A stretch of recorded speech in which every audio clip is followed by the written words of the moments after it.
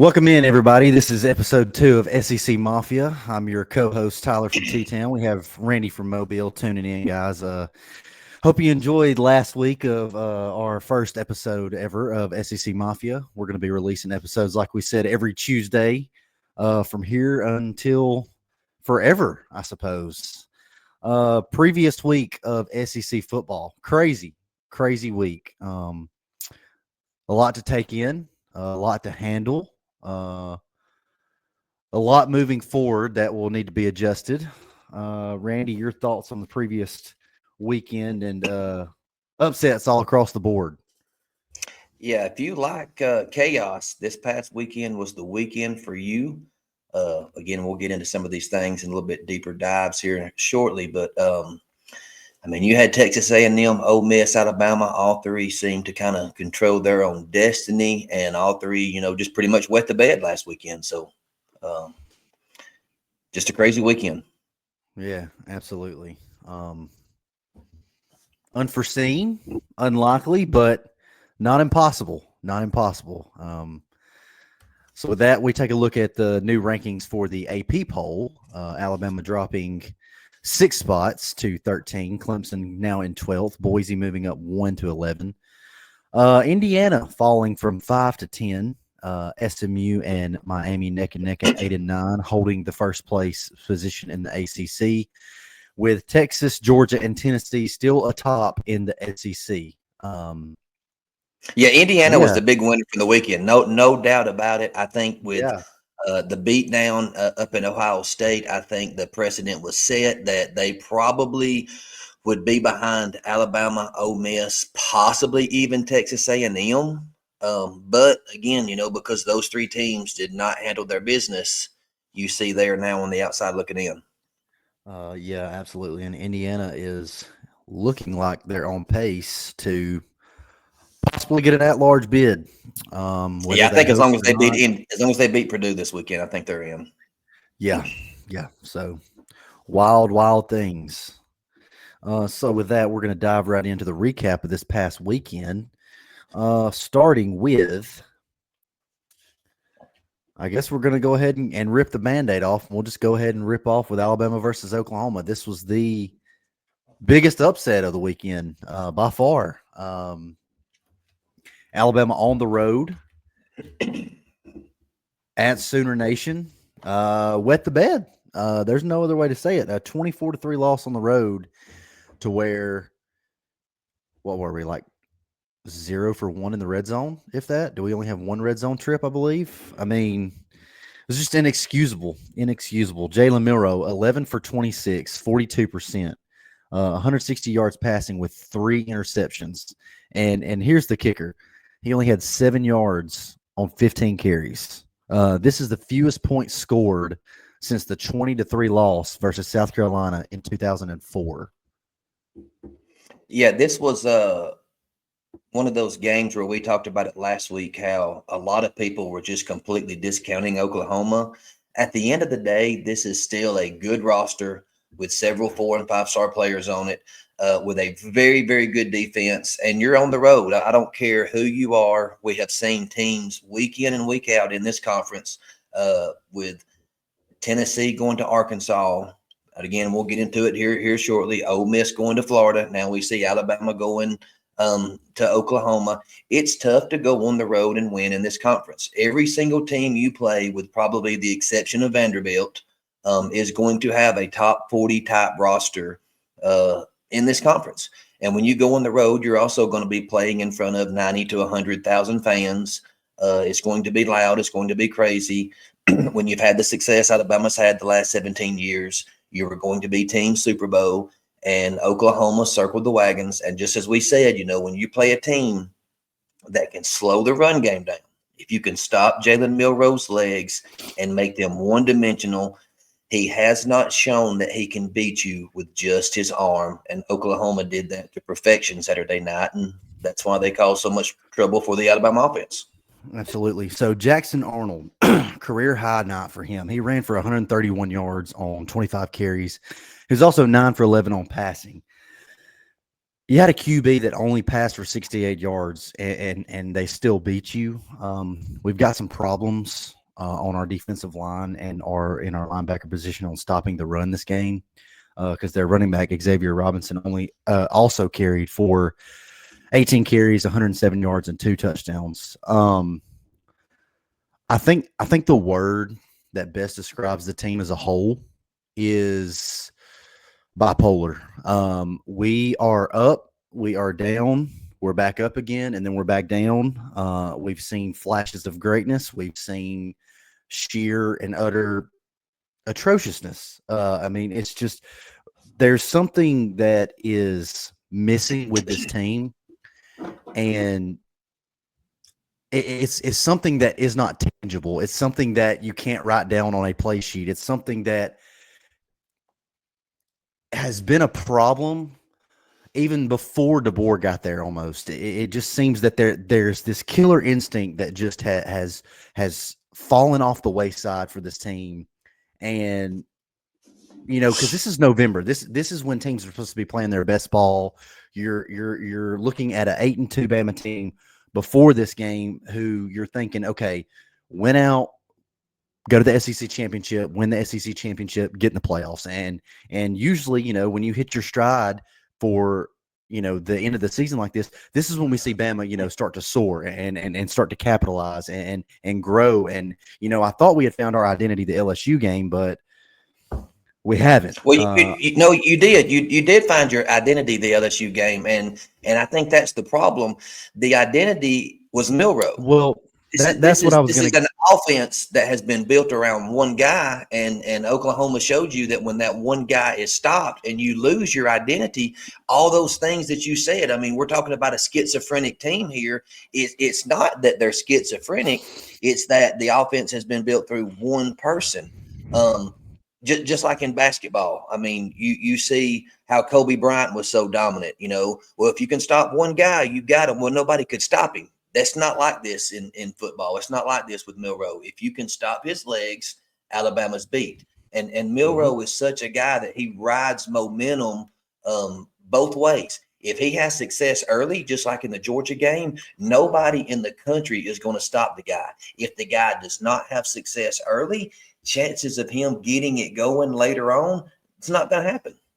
And that's kind of what I was leading into was we're too quarterback centric, and I understand Absolutely. it is 2024. All teams build their team around the quarterback and who you have as a playmaker in the backfield. But here's the difference between that and what happened Saturday night is, yes, we found our identity in Milroe, but like you said, when that identity was taken away, we made zero adjustments in the second half.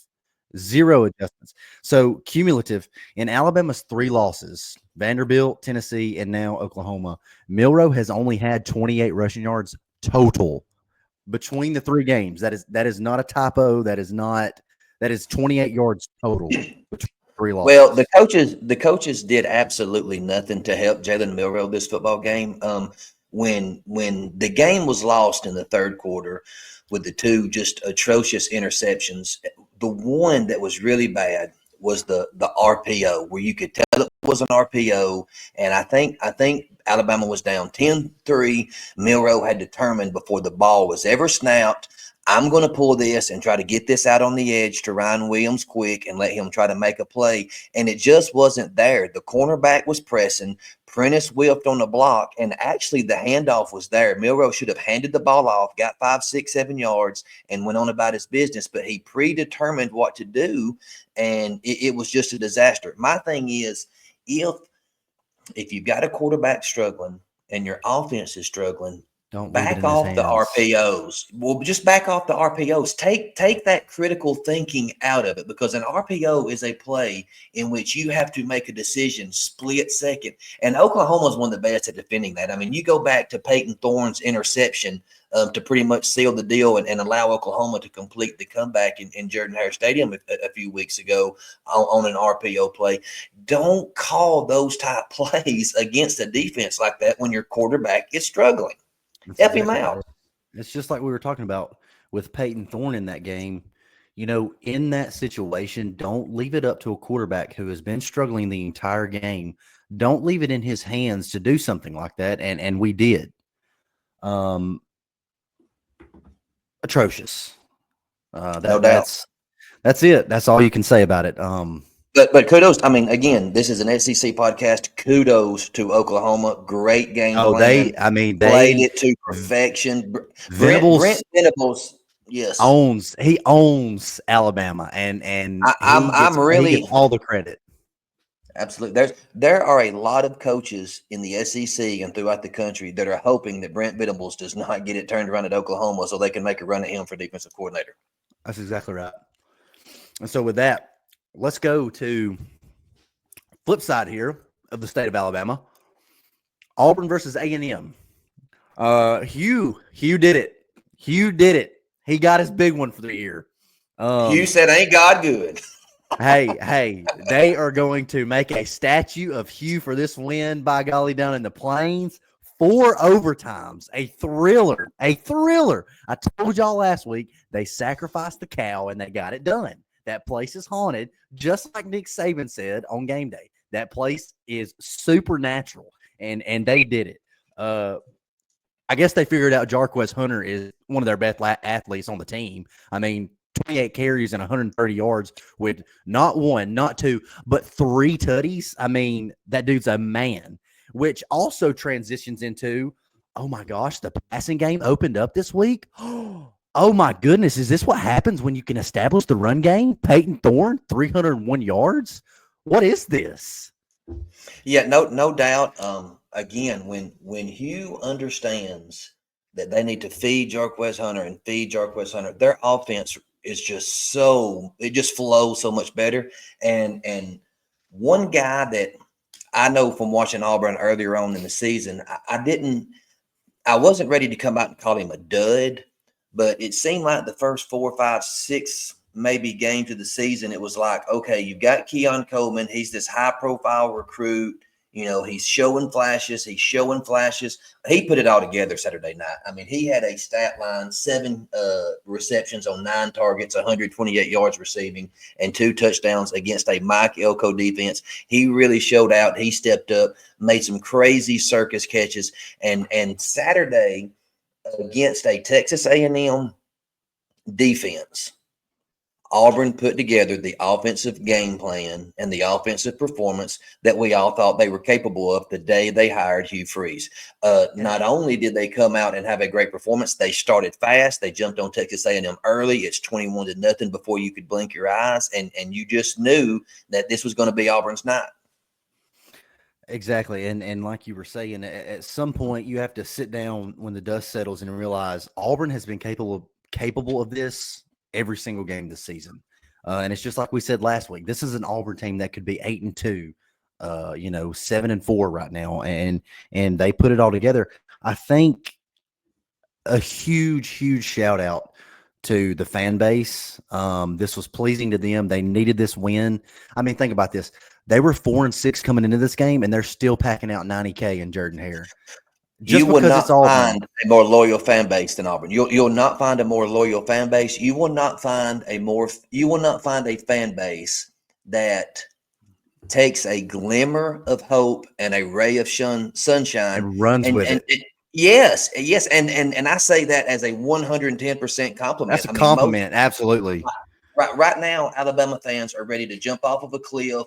You know, they're ready to just pack it in, be done. And Auburn's sitting here talking about how this Iron Bowl this weekend is a game for the future, and really it is. I mean, here's Hugh Freeze's chance to cement himself and say, okay, I'm here. Auburn's here. We're on the way back. You know, we're fixing to make some things happen. They've got momentum in recruiting. And I think that started this past Saturday night, and it started with their fan base and packing out that stadium one last time and getting a big victory.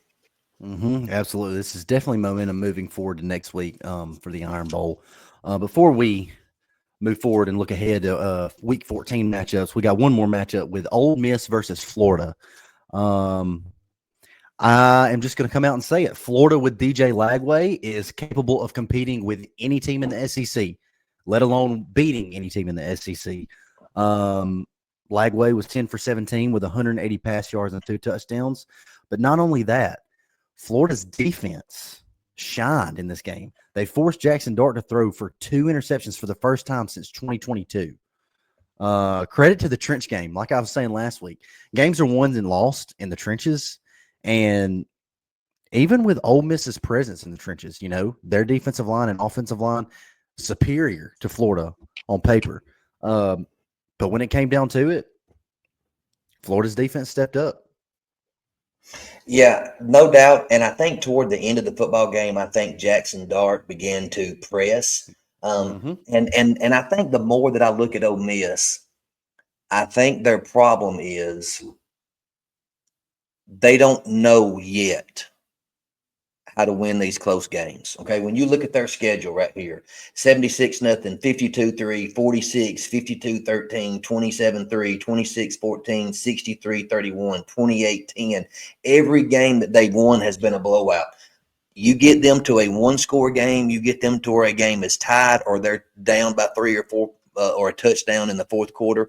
And I think they tend to panic because, they're not used to being in that situation. When you go back to the last couple of drives that Jackson Dart had, when they really needed to sustain drives and put points on the board, it just looked like he was pressing too much. He would have guys open underneath. And in his mind, he was just thinking, I've got to take the deep shot. I've got to take the deep shot. The second or the first interception he throws in basically quadruple coverage, he throws into the end zone. One receiver running amongst 4 DBs, and he chunks one deep, and it's intercepted. I just think that they get in these tight games and they press. And when you have a knack for winning close games, I mean, that's just not really something, that can be coached. Either you've got that or you don't. And I just think that Ole Miss, they just don't have that right now. And I think it translates to defensively and offensively. When you're extending drives and you're trying to make a comeback, your players are going to tire out. So in all of their 3 losses, Kentucky, LSU, and Florida, Ole Miss has given up 14 sacks and 25 tackles for loss. And so that translates over to, in these tight situations with close games on the line, you have these guys that are tiring out, and it results in this, 14 sacks, 25 tackles for loss. And like you said, even still with how poorly he played in the second half, he still had a stat line. I mean, no doubt.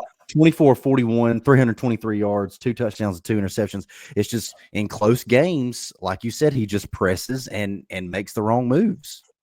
Well, and I want to say this too. Let me rant for a second on this. One thing that I'm tired of seeing in college football, and it even happens a lot in the NFL too. When did taking 3 points become a plague? When did it become leprosy or whatever? I mean, I'm sitting here watching coaches over and over and over have 3 points in their back pocket, and it's 4th and 2, 4th and 3, early in the game. The game's tied or 0-0 or whatever, and we think, oh my God, I've got to gamble, I've got to risk it, and I've got to go for it right here. Ole Miss did that a couple of times inside the red zone. And came up empty-handed. I mean, on one play, they've got the Wildcat package where they bring Pegues, the defensive lineman, in. And one play, they actually kind of run like a wide zone with him, and they have Jackson Dart lead blocking a 265-pound defensive end, and he whiffs on the block, and Pegues gets stood up and tackled for a loss on 4th down. Take the points, take the field goal. I just don't understand why so many coaches just act like having to kick a field goal is the plague, especially on the road. You go for it on 4th and 2, 4th and 3 on the road, and you don't get it, and you've just given Uncle Mo to the home team, to where if you kick a field goal and get points, you may not be receiving a lot of momentum off of that, but you're going to quieten the crowd down some. 0 for 3 in red zone trips. 0 for 3. That is the worst this season. If you had 3 field, which I know they did miss 1 field goal inside the red zone. They did miss 1. They did. But they did. If you convert 3 field goals right there, you win the game by 2 points. That's exactly right. Momentum. Like you said, you're not going to gain a lot of traction, but you're going to quiet that crowd down enough, because a lot of time the crowd's eyes is focused on what? Scoreboard. Scoreboard. And so Yep. so if they see, oh man, we're down, okay, I'm not as crunk anymore. So that gains you momentum in itself right there when you quiet the crowd. Absolutely. So with that, we are going to move on now to our shout outs of the week. Randy from Mobile is going to be our proud announcer of these shout outs. Yeah, so something that we began to do is each week we will list the games on social media. You can comment your scores here under YouTube for the upcoming week, or find our links on Facebook and X, formerly known as Twitter, where we will have it linked, and you can put your score. Whoever gets the closest, we're going to give you a shout out each week. Real quick, some of the other games, the UTEP, Tennessee's, Georgia, UMass, we're not really going to take much time to talk about them because we don't want to drag the podcast out for 2 hours. We want to kind of keep it around an hour, so we're not going to waste a bunch of time on those meaningless games. But our shout outs for this week: Ole Miss, Florida, Alabama, Oklahoma, Vandy, LSU. The SEC Mafia was over in those games. We had nobody across social medias, including your two co-hosts here that know so much about football, that got those right. Everybody picked the wrong team. Everybody picked Ole Miss, in which they lost, Alabama, in which they lost, and Vanderbilt, and which it seems as the Diego Pavia magic has kind of run out. Maybe he's lost his pixel dust or whatever. Georgia, UMass. The closest spread we had on this was from listener Bo Carter, Beaux, on Twitter. I'm assuming that's a Cajun flair to his spelling, but good job, Bo Carter, for that one. Tan Mo 2 actually pulled 3 victories this week. He had the UTEP Tennessee at 56-3. Texas, Kentucky, he had 24-17, and he had Wofford, South Carolina, 56-7. Arkansas La Tech, we had KB Morrow 42-17. Missouri, Mississippi State, KB Morrow also 31-20. And then Auburn, Texas A&M, Dante Williams 24-20. It was a tight game like Dante predicted, but it was a much higher scoring game. And I think that was kind of something that maybe took everybody a little bit by surprise, was the fact that game got into the 40s the way it did, which four overtimes will help you do that. Yeah. So those are the shout outs for this week. Thank you to all our listeners. Please follow us on X, formerly known as Twitter.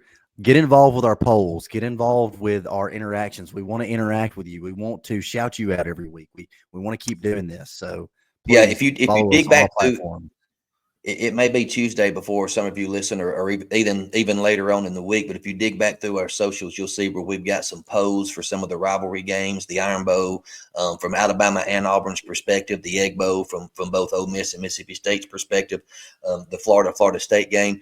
Just some polls about what is your greatest memory. So make sure you go check that out and vote on those polls. Absolutely. And so with that, we move into our week 14 matchups for the SEC. A little typo there on the screen if you're watching on YouTube. Don't worry about it. Got the Egg Bowl on Friday at 2:30, followed up by Georgia Tech and Georgia at 6:30 on Friday night. And then we have our Saturday slate of games with Tennessee at Vandy, South Carolina at Clemson, Louisville at Kentucky, Arkansas at Mizzou. The Iron Bowl is set for 2:30 p.m. Florida at FSU is 6. Oklahoma at LSU 6 p.m. And then the first rendition of Texas at Texas A&M night game at Kyle Field since 2011. So the first SEC version of that game. Yeah. First Mafia matchup of the weekend. We have Ole Miss versus Miss State in the Egg Bowl. Kind of leaning towards Ole Miss. Not kind of. Very leaning towards Ole Miss. 2-9 Miss State. I just don't think that they have the talent level right now to be able to compete with Ole Miss. I think that Ole Miss's D-line will definitely overpower Mississippi State's line, and Mississippi State's defensive line has only gotten 8 sacks on the year. So I don't think they're going to pressure Jackson Dart like we saw from Florida this past week, and I really think that Jackson Dart shines in this one. Yeah, Mississippi State's defense is giving up right at 35 points a game and giving up 462 yards per game. That's not a recipe for success if if you get an Ole Miss team that's pissed off, circling the wagons, and coming in here, playing for pride in a rivalry game. I'm with you. I like Ole Miss, and I like Ole Miss big. We did have a Twitter poll on this game for the Mississippi State's their fan vote. Their favorite moment in the Egg Bowl that we had listed was the 2022 Mike Leach Pirate gets his first win in the Egg Bowl. Nothing against Jeff Lebby. I wish him all the success in the world. But this was just a wonderful game for the 2 or 3 years that we had Mike Leach going up against Lane Kiffin. I mean, it was pay-per-view just for the press conferences before and after those games. I really hated that we lost the Pirate Mike Leach the way we did. And on the Ole Miss flip side of it was the DK Metcalf P in a win celebration in 2017. If you remember, he got on his knees and he crawled like a dog and simulated peeing in 2017, and they won. And then in 2019, Elijah Moore did the same thing on what should have been a game tying touchdown. They were flagged for celebration because of it. The extra point was backed up 15 yards, and then the extra point was missed, and it ended up pretty much costing Ole Miss the game. So this is another one of those rivalries where a lot of crazy things happen. Absolutely. I'm taking Ole Miss in this one, 52-10. I think it'll be a little bit closer just because it being a rivalry game. I think Mississippi State does keep it close, and they have shown here lately that they have been able to score a few points. I'll say Ole Miss 41-20. With our next Mafia matchup, we travel to the great state of Georgia for a little matchup between Georgia and Georgia Tech in Athens on 6:30 Friday night. I think this is going to be one of those games to where, yes, it's a rivalry. Obviously, I think that Georgia's going to come out on top. But I'm interested to see what Georgia Tech's going to do game plan-wise, and I think they are more than likely going to try to shorten this game. They're going to want to hold time of possessions by running the clock. I know they're doing that 2-quarterback system now to where Haynes King is just coming in, basically like a wildcat guy. And Haynes King is dicey. He's dicey. He can get in there and he can make some moves. And they average about 414 yards a game. So this is one of those games to where I don't think it will, but it's dangerous if Carson Beck throws any interceptions or they have any sort of turnovers, because you're not going to get that many opportunities, I feel like, because Georgia Tech's going to do what Vanderbilt does in holding time of possession, and you're going to get less possessions on your offense. Yeah, and one thing that Georgia Tech really doesn't do that well is force turnovers. So I don't know if they can take advantage of the Carson Beck that has been known to turn the ball over at times. But Brant Key, for any of you that follow the NFL, he just kind of reminds me of the Dan Campbell of college football. He's just the guy that it's not going to be pretty. It's not going to be flashy.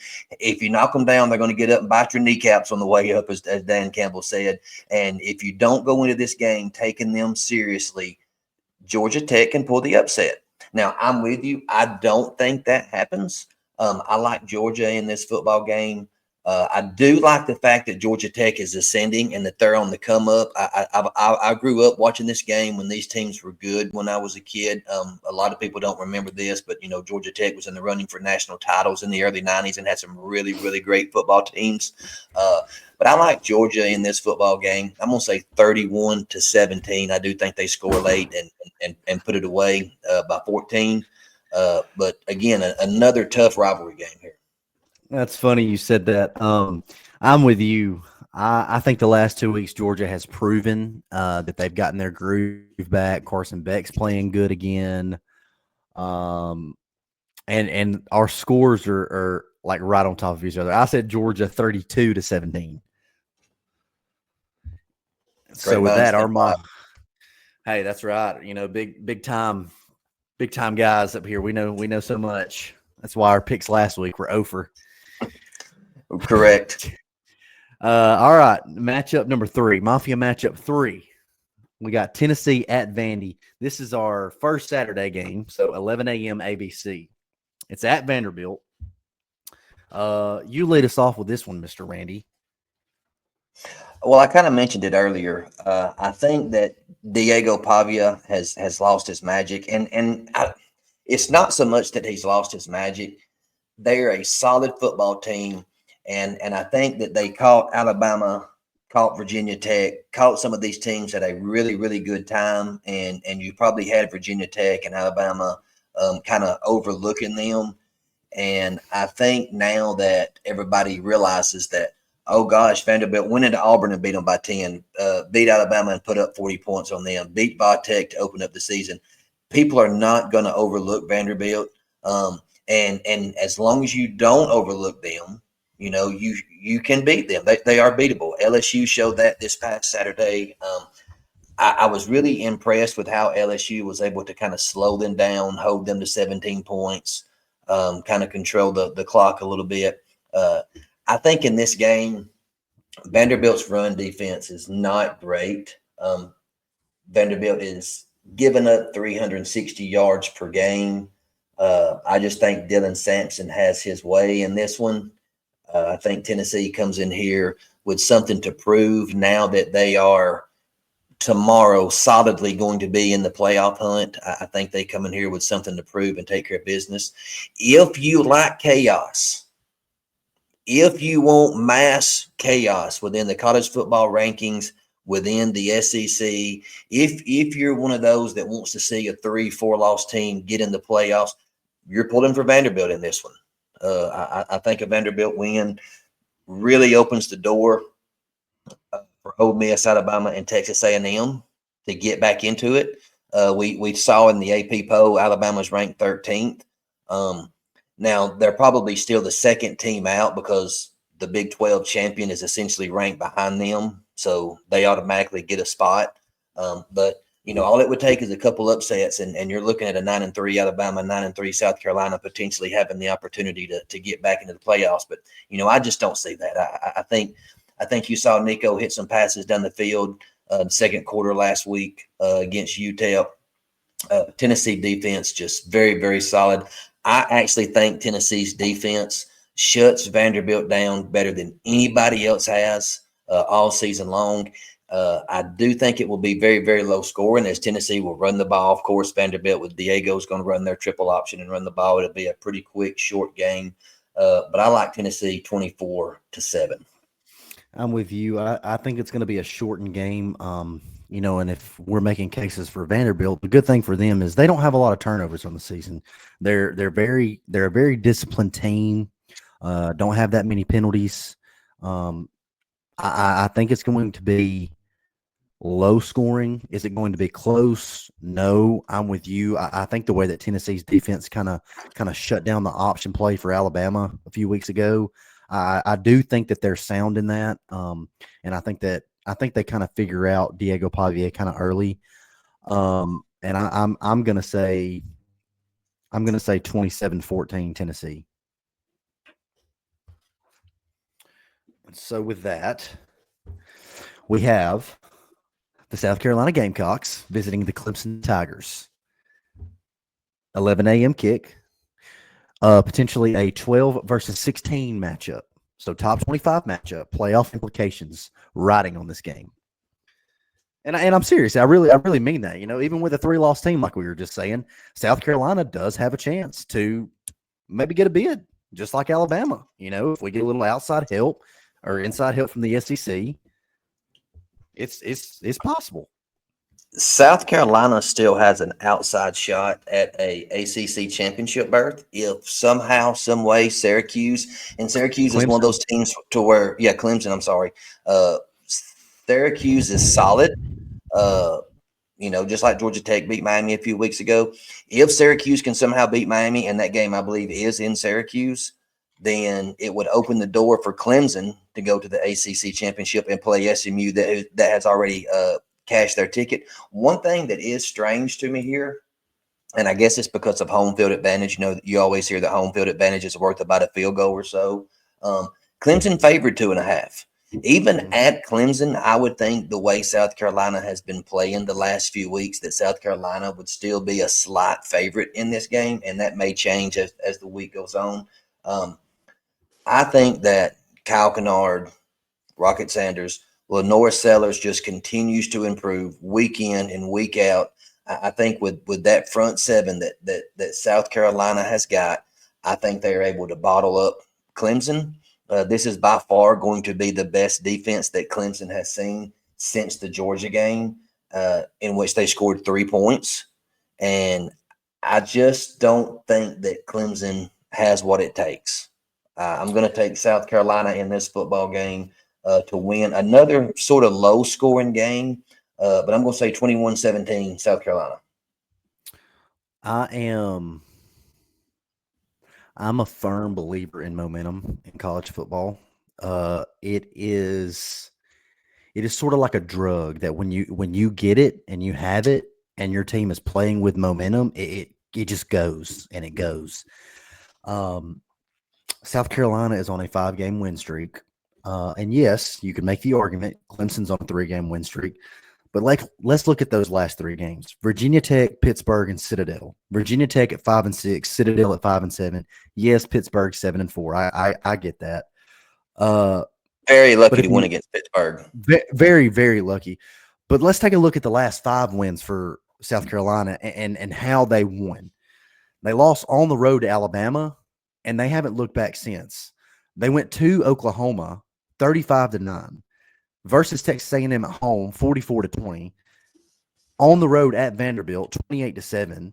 Versus Missouri. Now, yes, this was a little bit of a test, but I mean, still, it's the 23rd ranked team in the country in Missouri that they faced, 34-30. And then versus Wofford, 56-12. I'm a firm believer that momentum carries on, and the way that you play the game and how you play.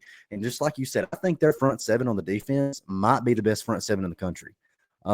With Kyle Kennard and Dylan Stewart on the edge, the ability to get pressure with just 4 linemen, it enables you to drop 7 in the pass game and get into zone coverage. And I think that South Carolina does a phenomenal job of that. And I have to go with South Carolina just based on defense and the level of play and the level of competition that they have been playing versus Clemson. And so I'm going to go South Carolina. South Carolina 31, Clemson 14. Beat down in C-Town. Beat down in C-Town, baby. SEC. They don't call us SEC Mafia for nothing. We capping bodies out here, son, in the SEC. Next game. Dabo's got a hit out on him this weekend, in other words. Hey, he does. He does. Go get him. Go get him, Gamecocks. Go, baby. He's going swimming with the Sharks. Hey, that's exactly right. Next game on the slate, we got Louisville at Kentucky. 11 a.m. kick. We're going to hurry with this one. Louisville sitting at 7-4, Kentucky at 4-7. This is an odd one just because Kentucky's kind of like Auburn. They have flashes of greatness. They have the ability to win big games. It just comes down to, I think, talent in this one. And I hate to do it. I'll tell you what. I'm going to go with Kentucky. I'm going to go Kentucky 28, Louisville 21. They're going to win by 1 score. Okay, good for you. I think Kentucky's offense is just too putrid. Their defense is solid, and I really think their defensive numbers would be even better than what they are. I mean, they're not bad. I mean, they're only giving up 20 points a game, and while that's not a top tier defense, it's because their offense can't control the ball, can't get first downs, can't put up points, and so they seem like they're always on the field. They got a big win in this game last year at Louisville. Louisville represented the ACC in the ACC championship last year. I just think Louisville, has got it out for revenge this year in this game. I'm going to take Louisville in this one. I think they score a few late to kind of pull away. I'm going to say 31-13 Louisville. No. Got to be realistic about it. What did you say the score would be? 28-21, Kentucky. Turnover differential, baby. They're going to force turnovers this week. That's their way. I mean, the times they've had success, it has been when they can get turnovers. They've shortened the length of the field for the offense just enough. That way the offense didn't have to drive the length of the field, and they ended up being lucky. Next game on the slate, Arkansas is traveling to Missouri, I believe. Let me see. Yes, it is at Missouri. Yes, at Mizzou, 2:30 kick. Point Missouri's spread's a 3.5 little point favorite. point spread. Yeah, I was looking at that 3.5 at home. They are still the 24th ranked team in the country. Ah, this one's difficult. This one's difficult. Arkansas was one of those teams. They're a little bit Jekyll and Hyde whenever you start looking through their schedule this season. Lost in overtime to Oklahoma State. Lost by 4 to Texas A&M. They get blown out by LSU, get blown out by Ole Miss, and then they go and fight Texas tooth and nail, lose by 10. They did win last week and get bowl eligible, and I think that was big for them. I like Sam Pittman. I mean, I don't know how you couldn't like the guy. I think they're better offensively this year with Bobby Petrino coming back as the offensive coordinator. And I like the thoughts of those two, coming back for a second year together. I know Pittman's been there for a while, but a second year together. So I think that was big for them to get that 6th win, get those bowl practices. Taylor Green's dynamic. But when you go back to the Ole Miss game, the Texas game, and even La Tech a little bit this weekend, he seems like he may be a little bit banged up. I just don't know how healthy he is. I think because of their struggles here the last few weeks that I'm going to take Missouri in this football game. Like you say, Brady Cook's back. They're playing well now. Fought South Carolina to the end. They ended up, getting a big win, putting up 39 points against Mississippi State last week. So I'm going to take Missouri in this one, especially playing at home, it being senior night, those guys last go at it. I'm going to take Missouri 34-24. Yeah, I'm with you. When Brady Cook is fully healthy, I think their offensive playbook just opens way up, especially with Luther Burden. When he can make the plays necessary and get it in his hands, I think their offense is one of the best. Now I'm going to have to go with Missouri, and I'm going to say Missouri. I'm going to say Missouri 29, Arkansas 13. Next Mafia matchup. Promise we're going to speed this up. Florida at FSU. We'll be quick with this one since it is FSU.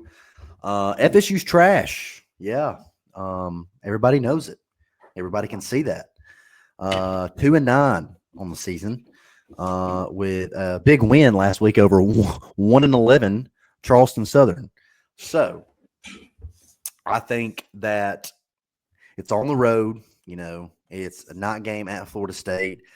I don't think that matters.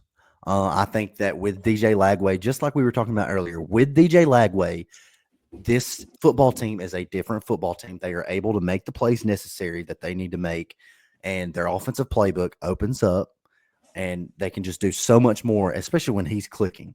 And I think that FSU is only averaging 15.8 points a game, and that's not good. Let's see. Defensively, they don't really create turnovers. They don't shorten the length of the field for their offense. Florida ranks in those categories way higher. They have 11 interceptions and 12 forced fumbles. They also have 32 sacks, which is like 5th in the SEC. I think that they just get after Florida State. I think they're going to win the turnover battle. They're going to shorten the length of the field, and I think they just run all over FSU. I'm going to take Florida 35-10. I'm not going to waste a lot of time. You pretty much summed it all up. I do want to say on our Twitter poll, we did have a favorite fan vote moment here. This is going to be for some of the old heads. I guess some of our older listeners are the ones that voted on this. But back in the 1996 season, Florida State actually won this game 24-21. Florida went on to beat 11th ranked Alabama in the SEC championship game. And they ended up getting a Sugar Bowl rematch in which Florida just rolled all over the Seminoles 52-20 and ended up winning the national title. So the January 6, 1997 Sugar Bowl, the rematch for a natty, as we called it, was the Florida fan vote. One thing I'll say to add to what you said about Florida is Florida fans should be encouraged right now. And they need to be thanking Scott Strickland, the AD, and the administrative staff at Florida for not listening to them all season long when they've been screaming, fire Billy Napier, fire Billy Napier, fire Billy Napier. That's all you've heard all season long. And now here they are with DJ Lagway coming into his own. They're sitting at 6-5, should win this game and get to 7-5. And there were people talking before the season ever started that Florida is playing one of the toughest schedules in the history of college football. And if they can just go 6-6 and get to a bowl game, it'll be a win, and they'll be headed in the right direction coming off the disastrous season last year. Well, you're going to get should. We know nothing's can be taken for granted in this sport, but you should get to 7-5 right here. And for that turnaround, beating LSU, beating Ole Miss, and then ending your season with beating your arch rival is just going to continue to carry momentum for Billy Napier in this organization.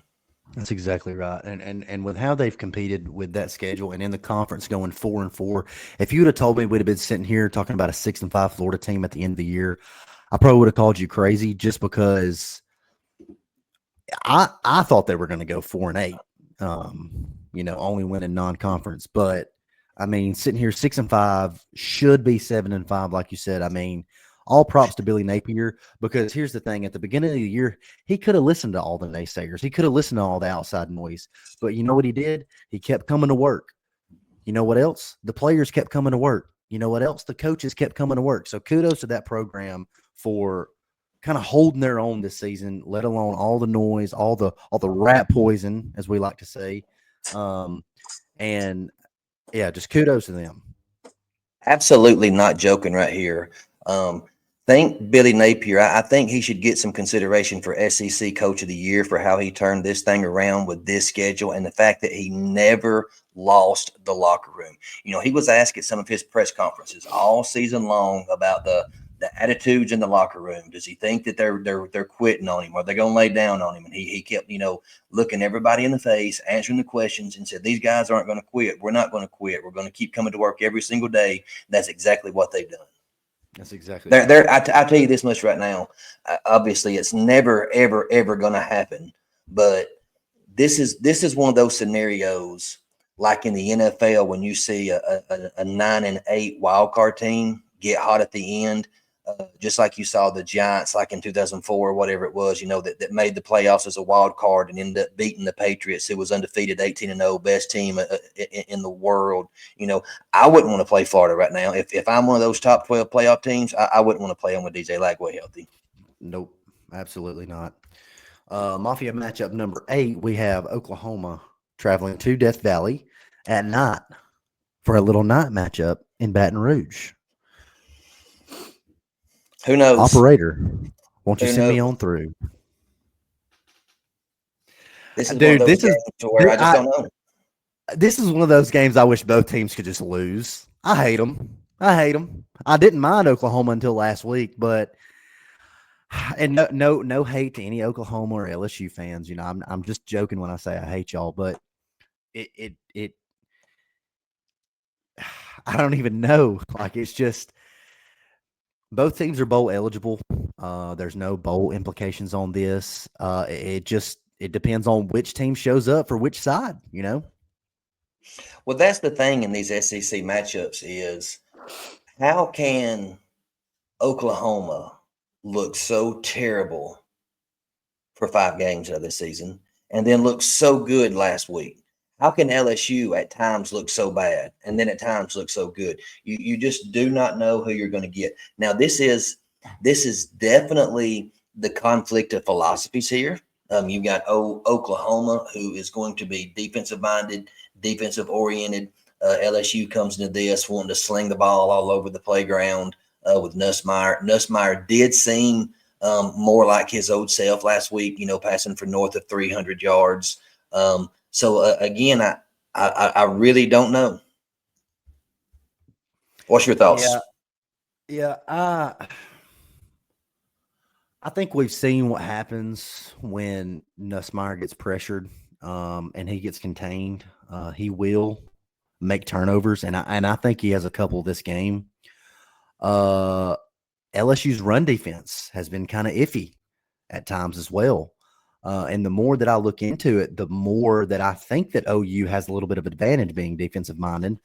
I think if they can force turnovers and they shorten the length of the field for their offense, just like they did against Alabama, I think that OU has a shot in this one. And I'm leaning towards Oklahoma with my pick, and I'm going to say it's going to be a close one. I do think that if LSU's offensive line holds up, if they can pick up on blitzes, and you leave Kyron Lacey or Aaron Anderson one-on-one with an island, I think that's a dangerous matchup. I don't think that OU secondary is that well, and Alabama just did not capitalize on the opportunities that were given to them at hand in the first half. I think I'm going to go OU in this one. It's going to be close. I know it's a night game in Death Valley. I understand that. But I think they pressure Nussmeier enough to get him shaken up, to get him to force turnovers. And solely based upon their run defense, I think that if OU can run the ball like they did last Saturday, I think that it's going to be a low-scoring game, and I think OU pulls out 27-20. And see, I understand what you said about being able to take some shots on the Oklahoma secondary, and for whatever reason, I just kept waiting for Alabama to do that last week as Oklahoma just kept stacking the box and Alabama just kept trying to run into that stacked box. And Oklahoma, at times had two spies on Jalen Milroe and were just leaving their receivers on leaving their corners on islands out there against the receivers. But here's the thing, and where it differs against LSU.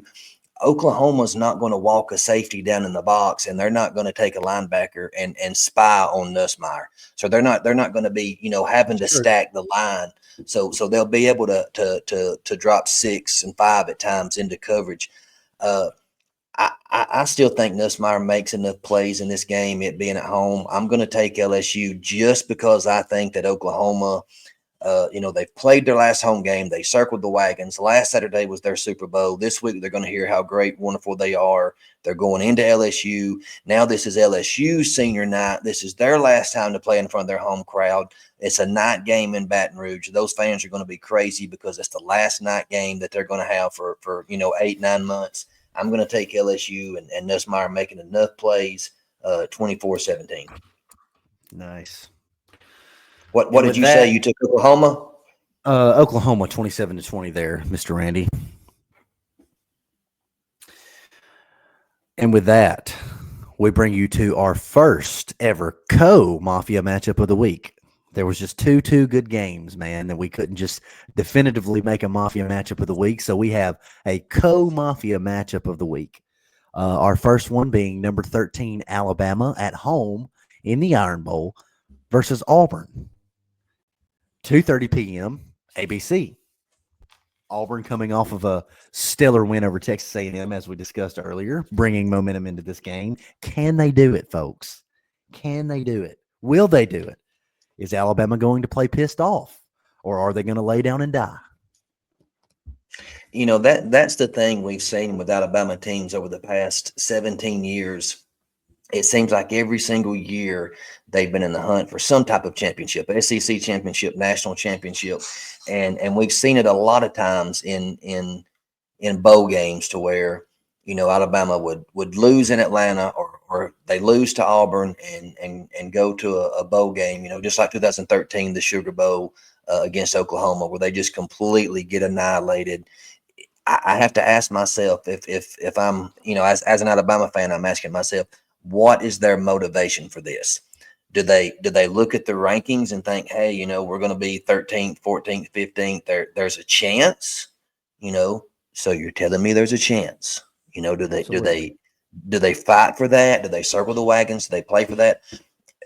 Me, I'm the type of person, I'm always looking back through history and thinking how history kind of repeats itself within sports and things like that. And I know that none of that stuff absolutely matters. But to me, it kind of reminds me of the 2005 season where Alabama lost in overtime, a heartbreaker to LSU the week before, knocked them out of the running for going to Atlanta, knocked them out of the running for a national championship, and Auburn came in there.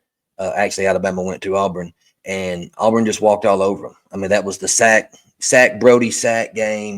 People were writing all over their windshields with their shoe marker paint. Honk if you sack Brody. I mean, I think he was sacked like 11 times that game.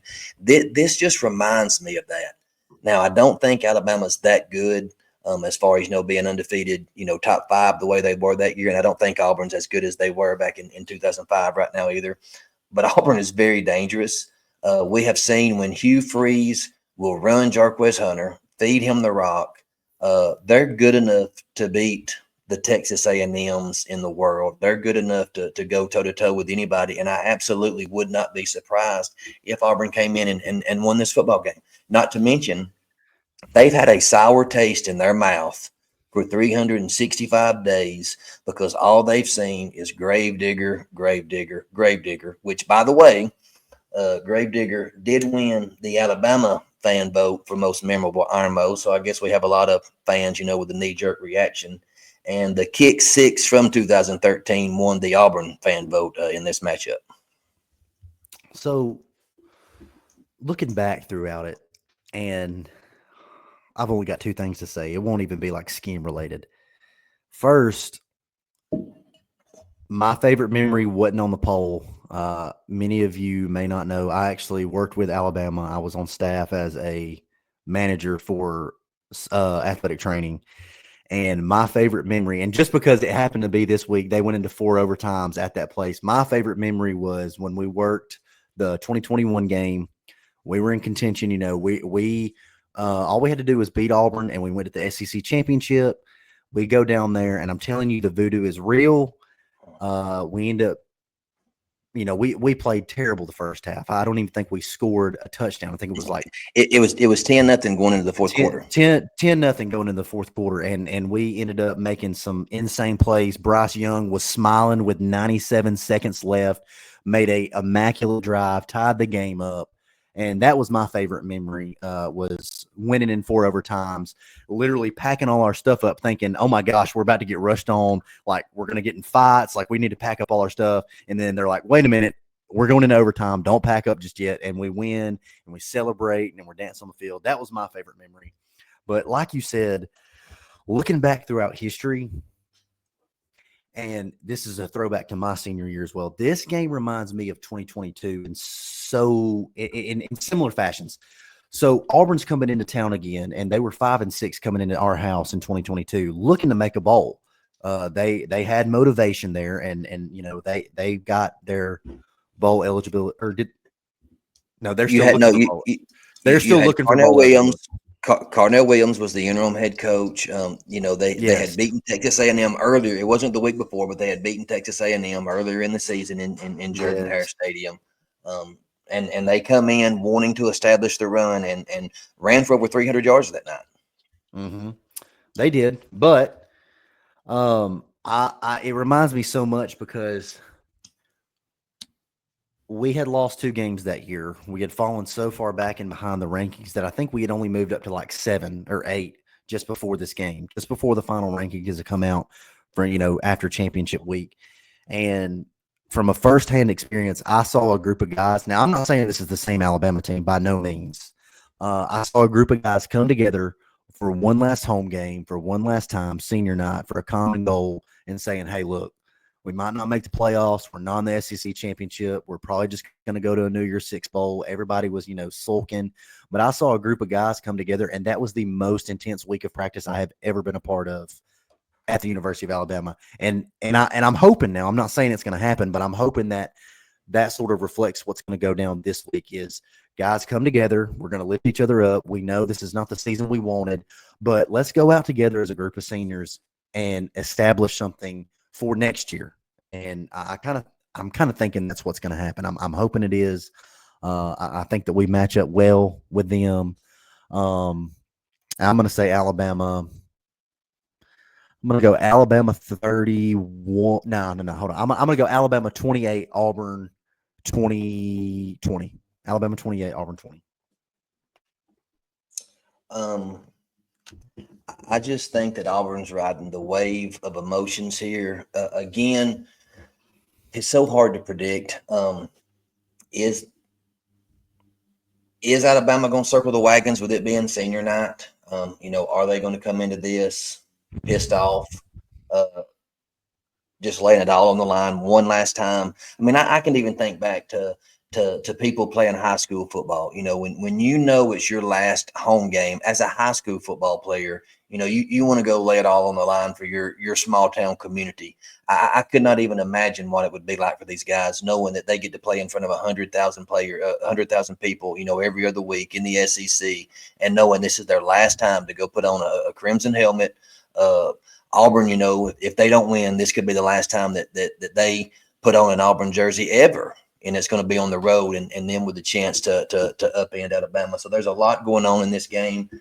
This is one, you know, that people are going to talk about for 365 days out of the year.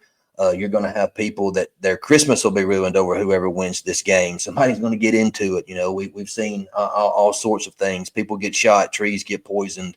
Cam Newton jerseys put on Nick Saban, Bear Bryant statues in Tuscaloosa. Just so much happens with this football game. One thing I'll say that I don't like as far as what Alabama has going into this game is the fact that it was announced today that Deontay Lawson will be out for the remainder of the season. You know, he went down to injury. He's the guy that wears the green dot communications in his helmet. Justin Jefferson will be doing that now in this game and going forward. And I just think that is a big loss. I don't know, man. Auburn's another one of those teams you look at and you think, how in the world did they put up 43 points on Texas A&M and 7 against Vanderbilt? You know, how did they only score 17 points against Missouri? You know, how did they only score 14 points against Cal?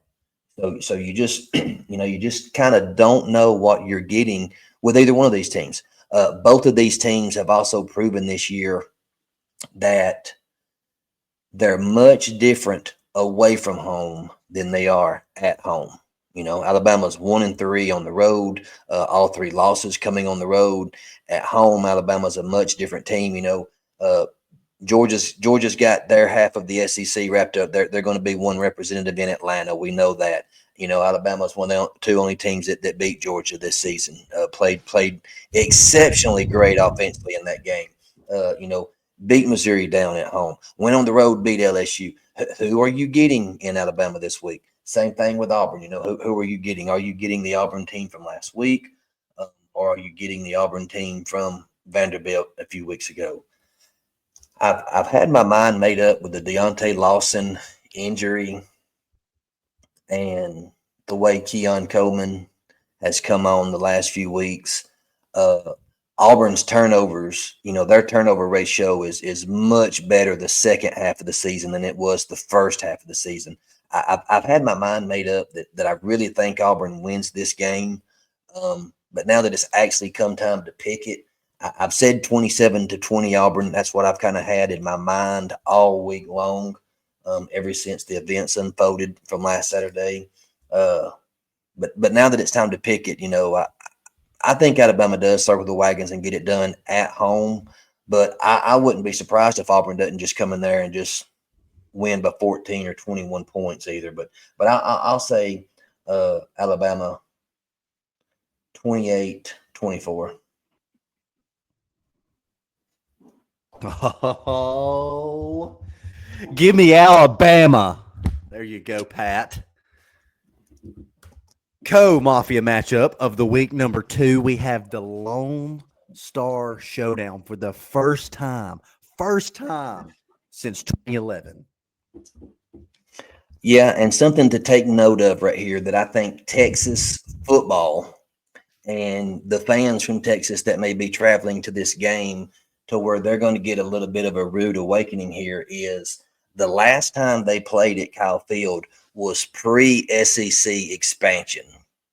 Since they've expanded, 2010, I think, was the last time they played there. And since they came into the SEC and they've expanded Kyle Field, made it seat well over 100,000, it is one of the craziest, loudest atmospheres in college football.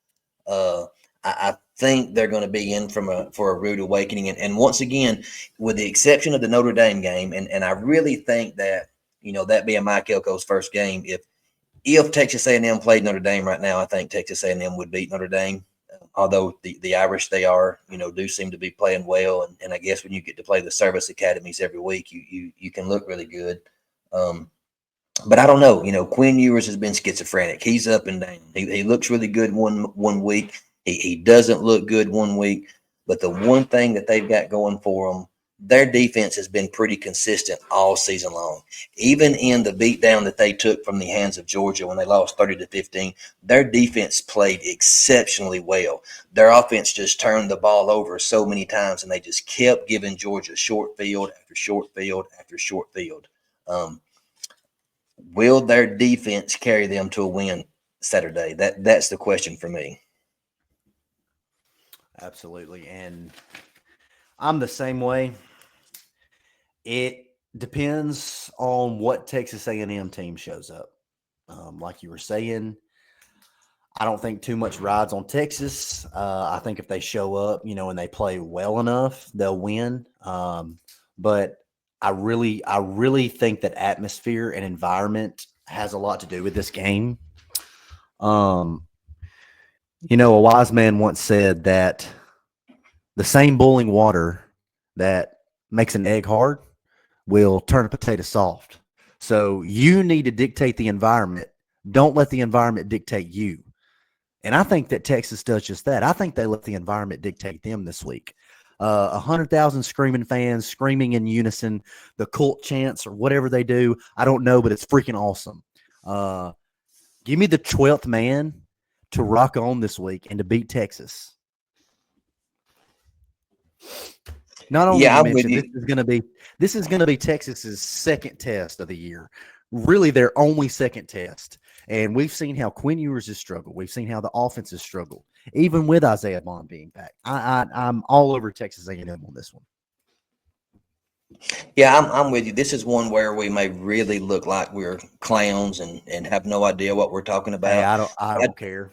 I just think that this one has been boiling over for 13 or 14 years. The fact that Texas A&M has Texas coming into their house, I think this will be the loudest, craziest, most raucous environment in all of college football this year. And I'm like you. I think that's enough to kind of rattle Texas early. Texas A&M was able to jump on them. And I'm with you. I like the Aggies in this one. Just because they're playing at home. If this was in Texas, I would take Texas, but because they're playing at home, give me the 12th man as well. I'm going to say 27-23 Aggies. Did you give a score? Give me 31-28 Aggies, and we're gonna go horns down on this one, brothers. Not to No mention, offense. we're this is the SEC Mafia, so we can't have the newcomers coming in here and just completely running the show. No, absolutely not. Texas No has an offense, easy no offense, road. Texas fans. All right, we're gonna move into the studs of the week. Studs of the week. Coming off of last week's segment here, it was more like the duds of the week. So if we pick your favorite player, this may not be a good thing for them. Which Jackson Dart still put up pretty good numbers. My defensive guy put up some numbers this week. Okay, I'm gonna say he was a stud. I'm gonna make it easy this week on myself. I'm going to say Carson Beck. You mentioned it earlier. He's turned the corner. He's playing much better. He's putting up big numbers week in, week out. I think in a rivalry game against Georgia Tech, he is the offensive stud of the week for me. Defensively, again, I'm going to go this week with Kyle Kennard from South Carolina. I think that front seven has to be disruptive for them to beat Clemson on the road. And I think he's going to be my defensive stud of the week. Nice. Good picks there, sir. I believe I am going to go with Mr. DJ Lagway for the Florida Gators this week at FSU. I think they've got the ball rolling a little bit. They're bowl eligible. I think they're going to cap this season off with a big victory over FSU. And for my defensive guy, sticking with my guy, Walter, man. Walter Nolan, he did me good last week. I want to say the dude had 7 solo tackles, 4 tackles for loss, 1 sack. Stud. So I'm going to pick him again this week. And with that, we wanted to bring up something a little controversial this week that has been infiltrating the SEC for quite some time now. The debacle of officiating this year is just it has leaked in, and it has really. And we're not just saying this because of Bama fans or anything, but we're saying this because all throughout the SEC. I mean, this started a few weeks ago at Georgia and Texas. That was an embarrassment of SEC officiating. We throw trash on the field, we get a change call, and now this same crew that did this, that pulled off this pathetic crap, was in Norman, Oklahoma on Saturday for Bama and OU. I don't get it. I don't get it. Yeah, College it's terrible. football, It's terrible. college football is. Listen to me. College football is a multi-billion-dollar industry. And you have guys that are part-time working these games who are not held to the same standard across the board nationally. We've got SEC officials doing it this way. We've got Pac-2 officials doing it this way. We got Big Ten officials doing it this way. And there's no national standard. This is a problem. No doubt, there was a terrible offensive pass interference call that almost cost Auburn the game. It was just absolutely atrocious. There's miscall after miscall. And here's my thing: I understand that holding, pass interference, things that are subjective like that, that's fine. There's no way to review those things. But when you can't review how many men are lined up on the line of scrimmage, if a receiver is covered up, if someone is lined up in the neutral zone, if you can't review those things to get them right, why do we even have review anyway? It's almost like we've got review in there, to help the refs. But when they make just an atrocious call, then you can't go in and review that. It's like there's never any chance of an official looking bad. They never have to do a press conference. They never have to give an account for their actions. Every coach in the SEC, win or lose, he's got to go get before a podium and answer for what he done. Your players, you send out players for media engagements and things like that. There's a set number you've got to send out to be interviewed. Everybody's got to go out and give an account for what they done, except for officials. And I know some people will say, well, they get graded by the SEC office. You know what? Release it. Release it then. Okay. I've heard several people make this comment this week. College football, like you said, is a multi-billion-dollar industry because of the fans. It's not because of the coaches. It's not because of the players. It's not because of the officials. It's because of the fans that buy the merchandise. It's the fans that buy the merchandise. Fans buy the tickets. They buy the $10 hot dogs and the $12 Cokes and the $19 beer at football games and things like that causes this to be a multi-billion-dollar industry. We've got this saying in the SEC. You hear it on every commercial. It just means more. Well, you know what? Fans deserve more than what they've been getting from these SEC officials. They deserve answers on this. Okay, these officials should be graded. These grades need to be released, and you should be able to look at it and know whoever is officiating your game. Okay, man, this crew ranks 12 out of 12 as far as SEC crews go. We have SEC standings. We know who the passing leader is. We know who the rushing leader is. We know which quarterback has thrown the most interceptions. We know which offensive line has given up the most sacks. Why don't we know which officiating crew ranks out better than the others? Because all we want to do is protect these guys. Why? Why are they the ones that are protected when too often they are interjecting themselves into the game and making the game about them? Exactly. That's exactly right. I think that's all that needs to be said about that. And so with that, ladies and gentlemen, we move into our final thoughts of today's episode. You want to give yours? You want me to give mine? You go ahead. You go right ahead. My final thoughts are about three coaches. Kalen DeBoer, Mike Elko, Lane Kiffin. Ole Miss has always been a job to where you were the hunter. You were hunting down the Alabamas of the world. You were hunting down the Georgias of the world. You were hunting down the Tennessees of the world. Elko came from Duke, where you're hunting the Clemsons and the Florida States, maybe not this year, but you're hunting those top tier teams down. Kevin DeBoer came from Fresno. He came from Washington. We're in, Washington, which was in the Pac-12. You were always hunting the USCs and the Oregons down. These three guys put themselves in a position this past weekend to where they went from being the hunters to being the hunted, and they got hunted, they got sniped, and they got took out.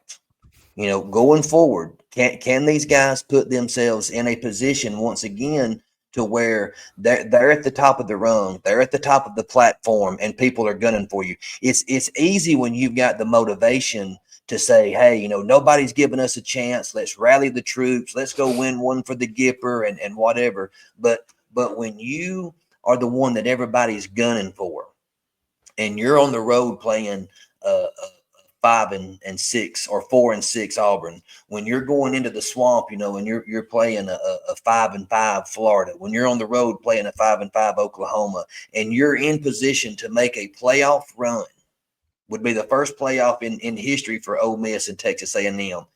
Texas A&M and Ole Miss have not been in these waters before. Alabama has, but Kellen DeBoer has not been there as the Alabama coach. And you may say, well, he made the playoffs last year and made the championship game as the Washington head coach last year. Yes, he did, but he was always the hunter week in and week out. When they got their rematch with Oregon, no one gave them a chance in the Pac-12 championship game against Oregon. They were still able to circle the wagons and go be the hunter in that game. Nobody gave them a chance first round against Texas. Circle the wagons, go be the hunter in that game. It looks to me like some of these coaches are struggling with being the hunted in this league. That's my final thoughts for the week. Absolutely.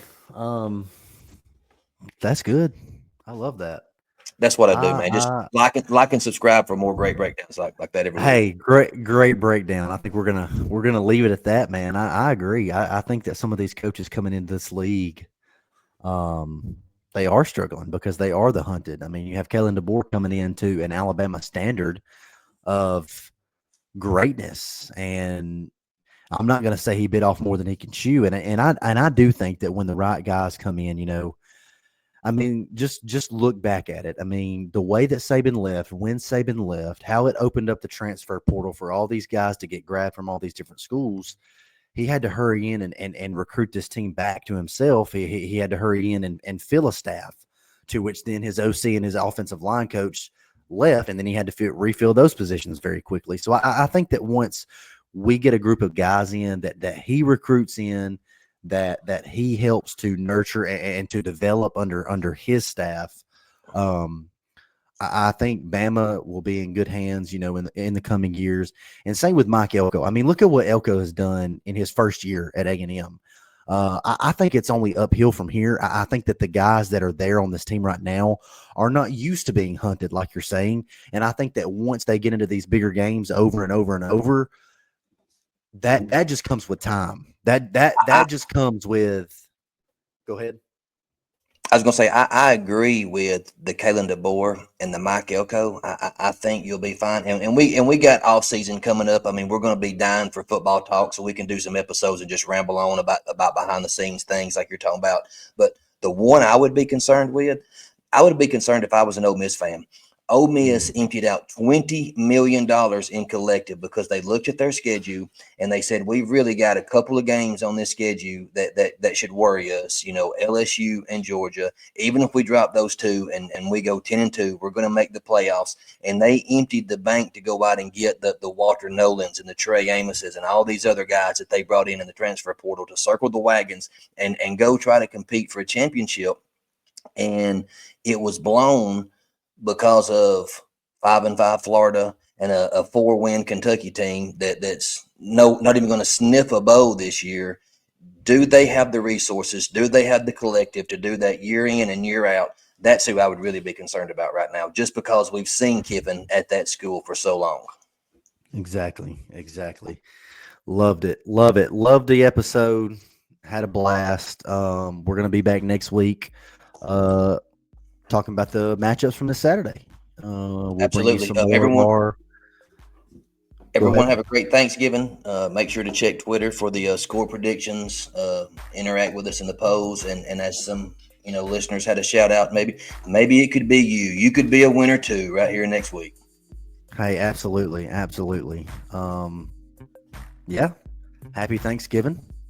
Eat a bunch of turkey, eat a bunch of dressing, go out and play the turkey bowl and root on your favorite teams this weekend. SEC Mafia, we're out.